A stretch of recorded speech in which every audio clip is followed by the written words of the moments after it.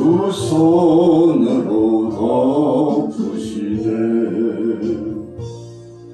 오 놀라운 곳에 주 예수 내 주 내 모든 짐 벗기시네. 죄악에서 날 끌어올리시며 또 나에게 힘 주시네. 내 마른 땅을 종일 걸어가도 나 피곤치 아니하며 저 위험한 곳 내가 이럴 때면 근바위에 숨기시고 주 손으로 덮으시네. 그러나 하나님이 그들을 쏘리니 그들이 갑자기 화살에 상하리로다.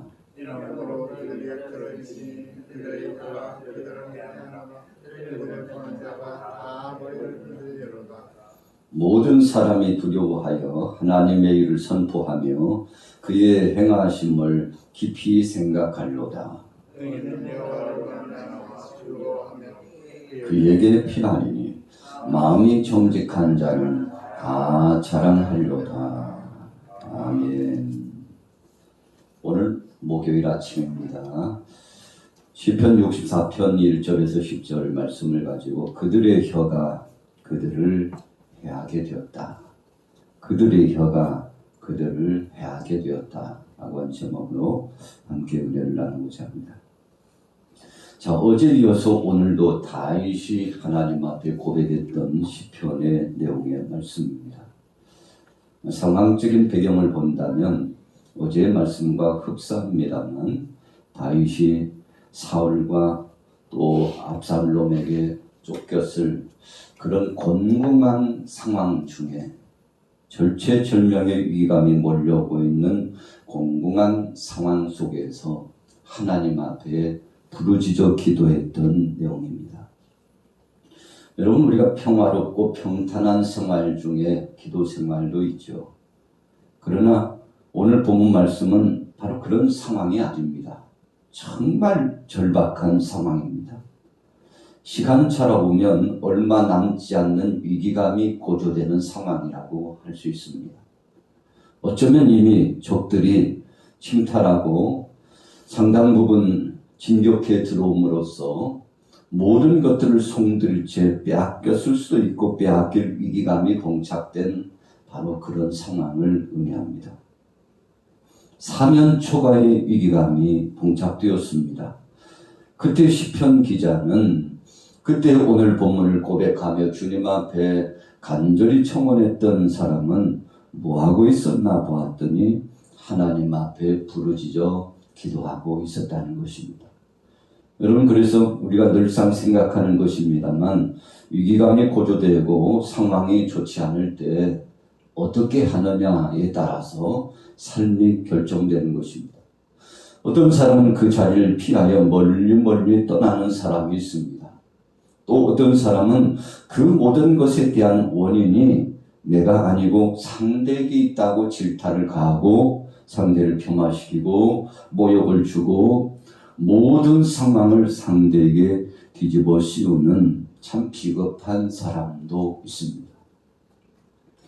그런가 하면 어떤 사람은 그 모든 상황이 자기 책임이라고 생각하고 그 상황을 수습하기 위하여 끝까지 최선을 다하는 사람이 있습니다.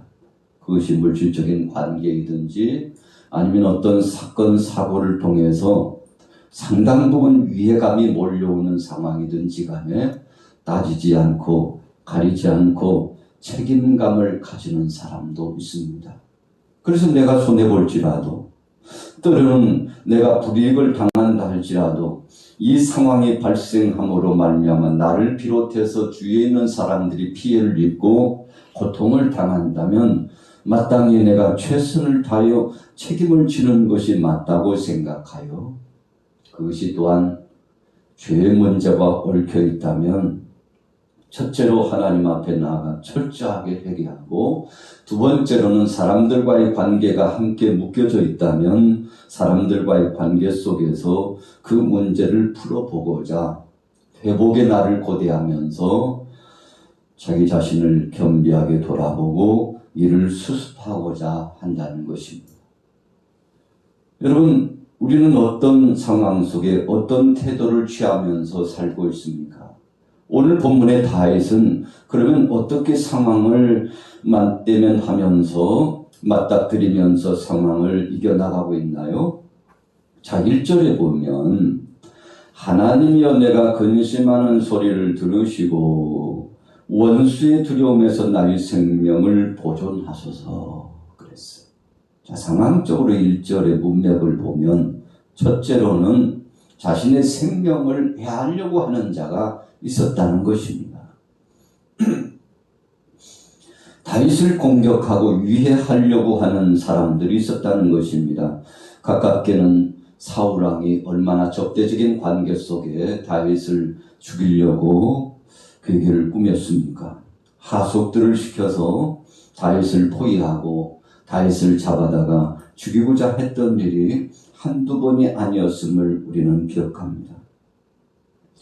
심지어는 다윗과 사울이 함께 있을 때 그가 정신적으로 영적으로 피폐해짐으로 악한 영에 사로잡혀서 다윗을 향해서 창을 던지기까지 하는, 여러분 참 도저히 그런 관계가 있어서는 안 되는 관계가 진행되고 있었음을 알 수 있죠. 더욱 가까이는 사울과 다윗과의 관계는 한쪽은 사위고 한쪽은 장인 아니었습니까? 여러분, 그럼에도 불구하고 참 관계가 좋지 못했습니다. 어떤 때는 왕과 충성된 신하와의 관계이기도 했습니다. 그래서 다윗은 나가서 충성을 다하여 싸웠죠. 그래서 사람들이 말했습니다. 다윗은 만만이고 사울은 천천이다. 여러분, 그 말 속에 다윗에 대한 공과가 나와 있습니다. 얼마나 수고하고 헌신하고 충성했는지 몰라요. 나라와 민족을 위해서, 하나님 영광을 위해서, 또 사울 왕을 위해서 최선을 다하여서 적들과 나가서 싸워 승전보를 선물로 갖다 주었죠. 여러분, 그런데 그것이 시샘의 발동에, 시기심의 발동의 원인이 되었습니다. 그리고는 다윗이 자신의 자리를 빼앗을 것이라고 생각하고 위기감이 고조되었습니다. 물론 영적으로 보면 하나님께서 이미 사울을 버리셨고 다윗을 세우고자 하셔서 그에게 기름 부어주시고 미리 하나님께서 예비하신 것은 맞습니다. 그것을 사울이 알게 되었나요? 사울은 시간이 가면 갈수록 그 모든 것이 영광스럽고 복되고 성공적인 상황이 맞닥뜨려지면 맞닥뜨려질수록 불안하고 초조했던 것입니다. 그래서 마침내 다윗을 죽이려고까지 했던 사울의 모습. 여러분, 이런 상황이 다윗에게 있어서는 자신의 생명을 지켜야 되겠다고 하는 절박감으로 다가왔던 것입니다. 그래서 이 절박한 마음을 가지고 하나님 앞에 나아가서 간절히 기도했어요. 여러분, 하루 이틀이 아닙니다. 끊임없이 추적조가 쫓아오고 다윗의 상황이 여의치 못했습니다. 그래서 1절 서두에 하나님이여 내가 근심하는 소리를 들으시고 그랬어요. 여러분, 얼마나 힘들었을까요? 자신에게 찾아온 그 위기감 때문에 적지 않게 하루하루 일상의 삶이 고통이었고 괴로움이었습니다. 근심과 걱정이 몰려왔습니다. 자기 자신의 힘으로는 이제는 도저히 감당할 수 없다고 생각되었습니다. 내 힘으로는 막아볼 재간이 없다고 생각했습니다. 그래서 전능자 하나님 앞에 간절히 의뢰하고 청원했던 것입니다. 그러면서 하나님 앞에 하소연했죠. 자, 그것이 2절의 말씀입니다. 주는 악을 꾀하는 자들의 음모에서 나를 숨겨주시고, 하나님만이 지금 이 상황을, 이 위기감을 모면할 수 있도록 바로 나를 살려주실 수 있는데 하나님 나를 지켜주시고 보호하여 주시옵소서. 피난처가 하나님밖에 없어서 주님 앞에 왔습니다. 내 마음을 아시죠? 바로 나의 상황을 아시죠? 주님 도와주시옵소서. 악한 자들이 끊임없이 추적하여 옵니다. 자, 2절 중간절에 보세요. 악을 행하는 자들의 소동에서 나를 감추어 주소서. 여러분, 자기 자신을 감추어 주라는 것은 지켜달라는 것입니다. 하나님이 보호하시고 악인들의 칼날과 끊임없이 음모를 꾸미고 있는 저들을 하나님께서 대적해 주시고 이제는 모든 상황이 반전되기를 소원했던 다윗의 간절한 부르짖음입니다. 여러분, 악한 자들이 어떤 괴계를 꾸몄나요? 자, 우리 성경 같이 읽어보겠습니다. 3절, 4절 같이 읽습니다. 3절, 4절입니다. 시작. 그들이 칼같이 자기 혀를 연마하며 화살같이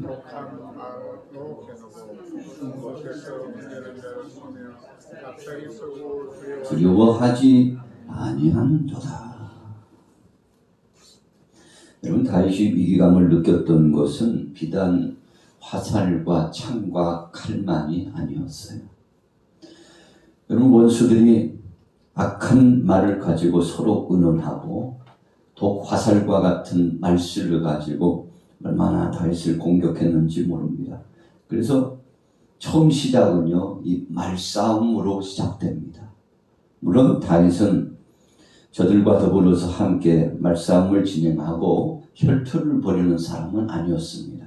우리가 성경 속에 보면 다윗은 끊임없이 피난처를 찾고 있었어요. 군사를 소집해 가지고 그가 능란한 전술을 가지고 대적할 만도 하잖아요. 그런데 다윗의 삶 가운데 보면 사울왕을 죽이고자 권사를 몰고 갔다는 말이 없어요. 칼을 빼들고 나가서 사울의 침소에 들어가 사울을 죽이고자 했다는 말씀도 없습니다. 여러분, 자신을 따르던 사람이 많게는 성경에 500명 이상이나 되었죠. 여러분, 그러니까 어떤 때는 그냥 몇 사람 따르고 함께하고 그래서 동고동락하면서 피할 길을 찾고 했습니다만 한때는요, 굉장히 많은 사람들이 다윗의 편에 서서 다윗과 더불어서 대적들과 싸워주겠다고 자원하는 사람들이 많았어요. 여러분, 그럼에도 불구하고 자신의 편에 서서 함께하고자 하는 사람들이 있었지만 그것은 하나님의 뜻이 아니라고 생각했습니다. 하나님께서 하셔야 된다고 생각했고 하나님께서 정하시고 하나님이 원수 갚아주시는 그 시간을 고대하고 기다렸던 사람 가운데 한 사람입니다. 그래서 우리는 다윗의 이런 내용을 다윗의 온유함이다. 또 다윗의 이런 삶의 방법과 결정을 하나님의 뜻에 맡기고 인내심을 가졌던 사람이다. 여러분, 우리가 그렇게 평가할 수 있지 않습니까? 혀를 연마했어요. 칼같이 혀를 연마했어요. 누가요? 원수들이 그랬습니다. 화살같이 독한 말로 겨누었다고 그랬습니다. 여러분, 그래서 우리가 말을 입 밖에 쏟아붓고 상대를 향해서 힐난하고 조롱하고 책잡고 공격하는 이런 말도 말입니다만 독한 말을 가지고요, 서로 그것을 연합해 가지고요, 다윗을 이해하고자 도모하고 있는 숨어 있는 원수들의 그 소리가 들려오는 듯하면 적지 않게 여러분, 그 말이 다윗에게 있어서는 위기감이 되고 치명적인 독 화살과 같은 것이 되었다는 것입니다. 여러분, 우리가 상대를 향하여서 쏟아붓지 않아도 그냥 마음으로만 품고 있어도 그리고 그 눈빛으로만 대적해도 여러분, 그것의 영향력은 엄청나게 큰 것이라는 것입니다.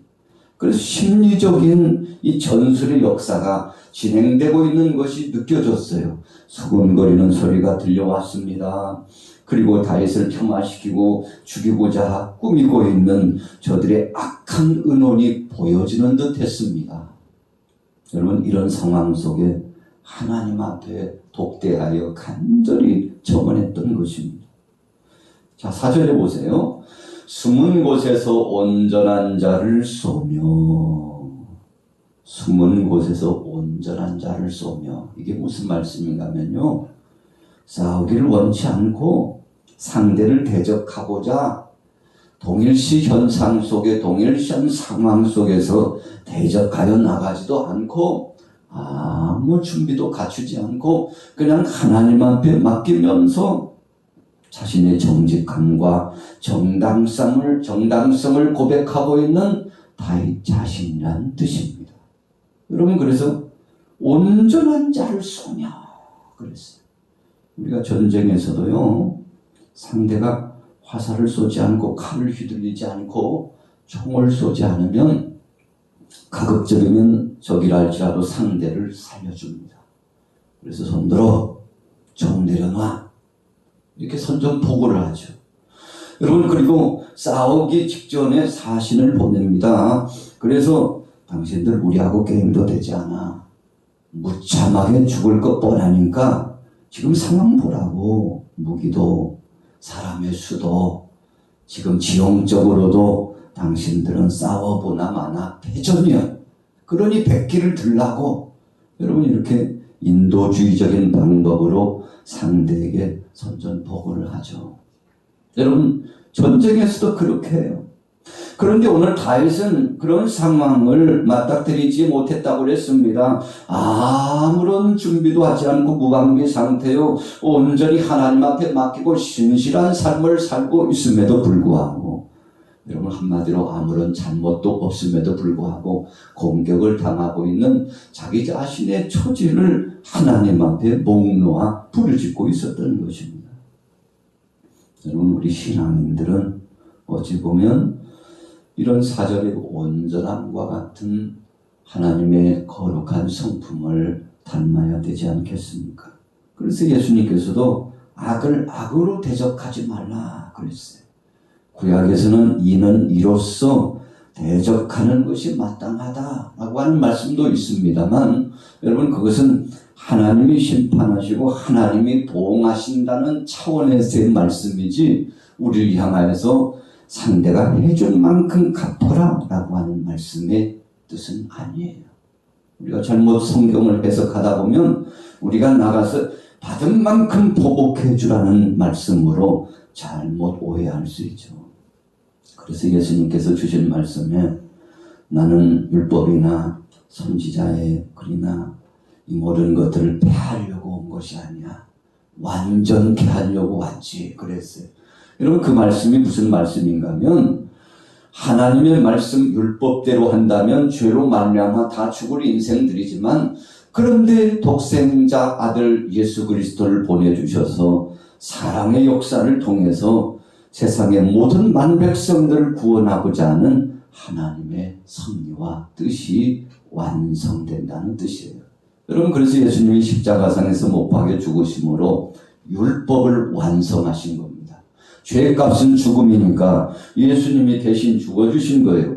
영원한 천국이 아니라 영원한 지옥으로 갈 수밖에 없는데 주님께서 그 모든 고통을 다 담당하셨어요. 그래서 우리는 예수 안에서 천국의 소망을 얻은 거죠. 여러분, 올물로 왔습니다. 죄악을 꾸밉니다. 그리고 몇 책을 찾아봅니다. 야, 기가 막힌 발상이다. 언제 그런 생각을 가졌노 하면서요, 악한 자들이 서로 상합하고 의논해가지고 다윗을 죽이고자 도모했습니다. 여러분, 그런데 이런 정황을 하나님이 다 보고 계셨대요. 7절에 보세요. 그런 말씀이에요. 하나님의 화살과 원수들의 멸망 그랬어요.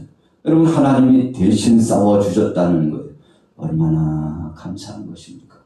그러나 하나님이 그들을 쏘리니 그들이 갑자기 화살에 상하리로다. 이러므로 그들이 엎드려지니 그들의 혀가 그들을 해하였다 그랬어요. 여러분, 자신들이 파놓은 함정에 자기들이 빠져 죽게 되었다는 뜻이죠. 저들의 혀가 권모술수가 모함이 얼마나 괴계를 꾸몄는지 음탕하고 악한 말로 괴계를 꾸미면서 대적했으나 온유함을 지키고 믿음을 지키며 하나님 뜻대로 자기 자리를 끝까지 지켜나갔던 다윗을 하나님이 보호하시고 원수들을 하나님이 물리쳐 주셨다는 것입니다. 참 이 장면을 보니까 기가 막혀요. 그래서 8절 후미에 그들을 보는 자가 다 머리를 흔들리로다.